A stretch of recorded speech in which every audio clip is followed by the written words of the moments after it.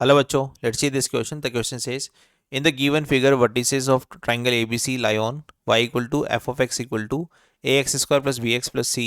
The triangle ABC is right angle isosceles triangle whose hypotenuse AC equal to 4 root 2 unit. Then find the minimum value of y equal to f of x. देखिए बच्चों, आपको यहाँ पर ये एक expression दे रखा है, quadratic expression, जिसके अंदर आपने एक राइट एंगल ट्राइंगल बना रखा है जो आइसोसेलेस भी है और हाइपोटेनस AC दे रखा है 4 रूट 2। ठीक है, तो सिमेट्रिसिटी से हम यहाँ पर देखो क्या बता सकते हैं, अगर ये पूरा हाइपोटेनस 4 रूट 2 है तो सिमेट्रिसिटी से ये लेंथ बराबर होगी। इसका मतलब ये हो जाएगा 2 रूट 2 और ये भी कितना हो जाएगा 2 रूट 2। ये वाला एंगल कितना है 45 डिग्री, क्योंकि ये राइट एंगल आइसोसेलेस ट्राइंगल दे रखा है। ये 45 है तो ये भी 45 हो जाएगा।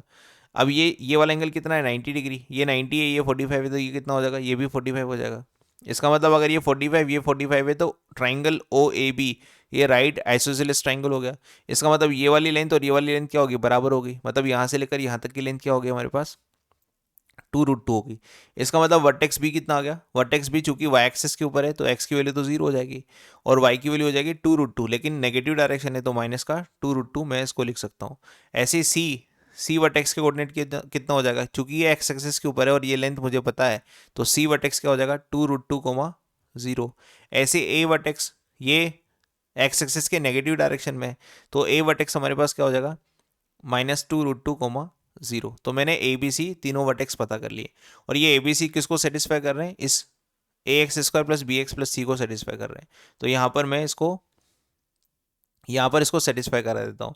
तो एफ ऑफ एक्स में सबसे पहले मैं ए वर्टेक्स रख देता हूँ। ए वर्टेक्स रखने का मतलब क्या है, वाई की वैल्यू 0 और एक्स की वैल्यू -2 रूट 2 रखूंगा।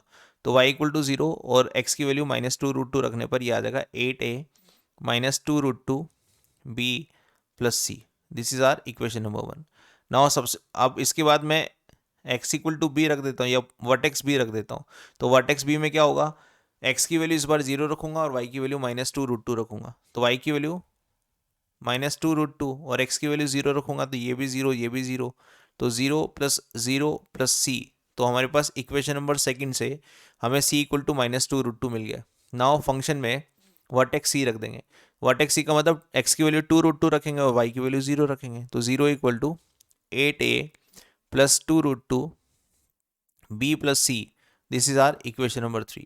नाउ मैं इक्वेशन नंबर 1 और इक्वेशन नंबर 3 का एडिशन कर देता हूँ। जहाँ सी की वैल्यू मेरे को पता लग गई है -2 रूट 2 होती है, तो इसका एडिशन करेंगे तो 8a -2 रूट 2 बी और सी की वैल्यू -2 रूट 2 इक्वल टू 0 ऐसा। Now 8a plus 2 root 2 B और सी की वैल्यू -2 रूट 2 इक्वल टू 0। चूंकि मैं समेशन करूंगा तो ये तो कैंसिल हो जाएगा, ये हो जाएगा 16a और ये हो जाएगा -4 root 2 equal to 0। Now a equal to 4/16 root 2, तो ये हो जाएगा √2/4। √2/4 को लिखूंगा 1/2 रूट 2। ठीक है, इस तरह से।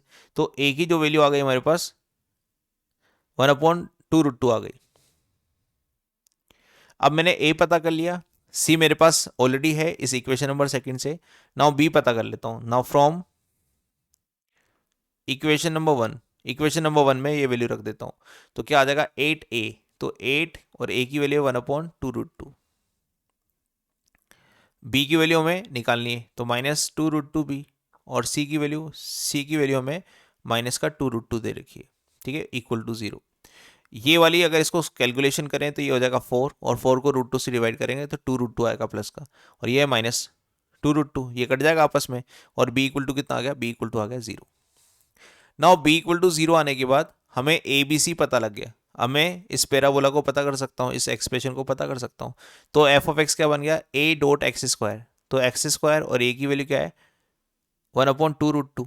बी हमारे पास 0 है और सी हमारे पास क्या है, सी हमारे पास -2 रूट 2 है, -2 रूट 2। ये हमारे पास एक्सप्रेशन आ गया। अब इस एक्सप्रेशन की हमें क्या चाहिए, मिनिमम वैल्यू। मिनिमम वैल्यू चाहिए, मिनिमम वैल्यू। ठीक है, तो मिनिमम वैल्यू निकालने के लिए देखिए इसका मैं यहाँ पर डेरिवेटिव कर दूंगा एफ डैश एक्स। तो कितना आ जाएगा 2x डिवाइड बाय 2 रूट 2 और इसको 0 के बराबर लिख दूंगा। तो यहाँ से मुझे x इक्वल टू 0 मिल गया। तो x इक्वल टू 0 पर सेकेंड डेरिवेटिव मैं चेक कर लूँगा। सो सेकेंड डेरिवेटिव कितना आ गया भाई, सेकेंड डेरिवेटिव हमारे पास आ गया 1/√2, ठीक है, इस तरह से। और 1/√2 क्या आ रहा है, पॉजिटिव आ रहा है, इसका मतलब x इक्वल टू 0 पर हमारे पास मिनिमम आंसर आएगा, मिनिमम 8 x इक्वल टू 0। कौन, फंक्शन एफ ऑफ एक्स, ये मिनिमम होगा x इक्वल टू 0 पर। तो मिनिमम वैल्यू निकालने के लिए इस फंक्शन में x इक्वल टू 0 रख देता हूँ, इस फंक्शन में x इक्वल टू 0 रख देता हूँ। तो x इक्वल टू 0 रखने पर 0 माइनस 2√2 ऐसा आ गया। ये कब आया, ये मिनिमम वैल्यू। तो मिनिमम वैल्यू जो आई y माइनस 2√2, ठीक है, जो कि आपके बी ऑप्शन में दे रखा है। तो इस क्वेश्चन का फाइनल आंसर हो गया B. Hope you understand this, best of luck.